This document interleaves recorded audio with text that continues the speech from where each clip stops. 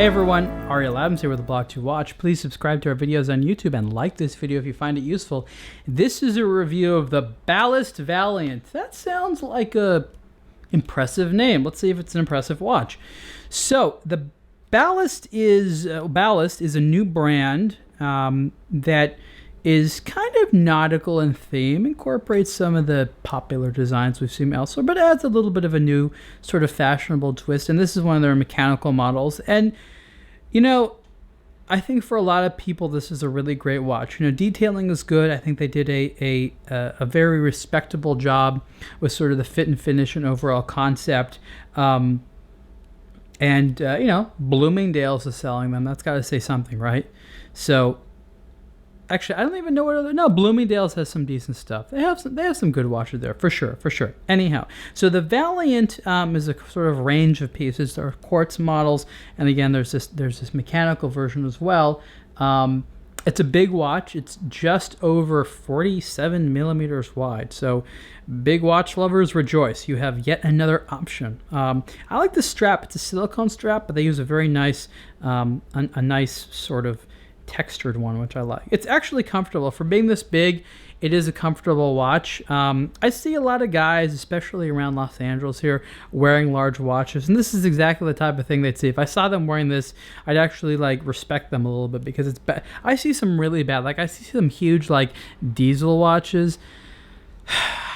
I mean, there are some decent diesel watches, but if your idea of a nice watch is diesel, you have a lot to learn, because actually, like myself and some of my colleagues, we like to make fun of diesel because their watches are, it's like they're trying to be ugly. Like they made this one a few years ago that I forget what it was called, but it was like two different watches. So it was cut down the middle, and the left side was one thing and the right side was another. It was an abomination. I don't remember. Someone out there will remember the name. It was horrible. It was called the Two-Face. It was terrible. It was a terrible watch. Anyways, this is much better, much better. So let's get the movement right out of the way first. Nowhere on this watch does it say Swiss made, but this is technically a Swiss made movement. Why they didn't put Swiss made on here, I don't know. That's a question that you'd have to ask Ballast. Perhaps they will in the future. So the movement is by a company called TSA, which is in Switzerland, and the rules of Swiss made are that I think the new ones say that 60% of the value of the movement needs to be Swiss. The rest can come from other places. So realistically speaking, this is what we like to affectionately call a Swinese movement, which is part Swiss, part Chinese, and that's fine. In the whole sort of scheme of movements with mixed parts, of which there are many, this one's pretty good. And if you look at the movement closely, if I can ever get this thing off my wrist, it literally does not want to come off. Okay, there we go. You can take a look there and see that the quality is not too bad. It's skeletonized there. And, you know, if you look at the parts carefully, I mean, they are stamped, but I've seen a lot worse. This is pretty good. I think this is something that most people will be satisfied with. And you see that the escapement there is kind of visible under the Ballast logo, which is cool. And I like the skeletonization of the mainspring barrel because it gives you an idea of how much power is left. So it's kind of like a de facto power reserve indicator.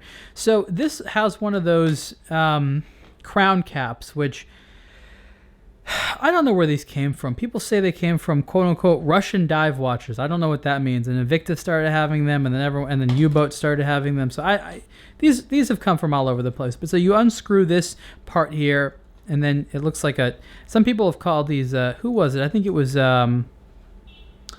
who was it that called it that? They called it basically a canteen. So they called the watch the canteen because if you go like this, it literally looks like a canteen lid. So the whole watch looks like you could, you know, drink. Maybe call this the flask. Actually, someone needs to make a watch like this and call it the flask for sure. Anyway, so you unscrew this one. And again, the whole idea of these was to promote water resistance so that you could screw over the crown and it could be water resistant. Of course, you can't unscrew it underwater or else you're screwed, right? And then the actual crown is this dinky little thing. I think it's hilarious. I always find it funny where it's like all big and aggressive, and then you unscrew it, it's like, oh, hello. It's like a shrunken head, right? It's fine. It's fine. You know, it's easy enough to operate there. Winding it is smooth, and I don't really have a lot of problems there. Actually, well, let's see. Okay, there we go. There, I got it. And you can adjust the time. Yeah, some of these small crowns are a little bit on the tricky side to go ahead and pull out when adjusting the watch, but that's not that big of a deal. And then you can screw the top of your flask back on there. An interesting design note on this watch is you have sometimes on the corners here like screws. Here it's just cut out. It's like you go right through the watch. That's kind of clever. I like that. They don't put like a fake screw there. They just cut a hole right through the middle. And so there's little humorous elements there on watches like this. I like that they don't take themselves ultra seriously, which is a good thing. From a style perspective, the detailing, like I said, is pretty good. Especially the hour indicators here in the hands. The hands are a little bit on the shorter end, but it's serviceable. Focus. There we go. Lume is actually quite good. I have to give high points for the lume. And the elements on the dial, again, like the hands and the hour markers, are crisp and well cut. And because it's a flat crystal there, it is rather, there's not a lot of glare. It's a mineral crystal, not a sapphire crystal. But again, this is the watch that's priced in the range, which that's okay. So again, this is the Ballast Valiant. It's a big watch at just over 47 millimeters wide with this mechanical automatic quote unquote Swiss movement. It's a Swiss movement. I'm just being nasty about it. And the price for this watch is $595. Little on the high end, I'd say like knock $100 off and you've got a good deal, but still a nice piece. There's a lot of stuff out there for the exact amount of money, which is crap. There's stuff which is more expensive, which is crap. So this is a decent find. I'm not thrilled with all the Ballast watches, but this one is among the nicer pieces, and I enjoy it. And you can see the full review on A Blog to Watch soon. Thanks.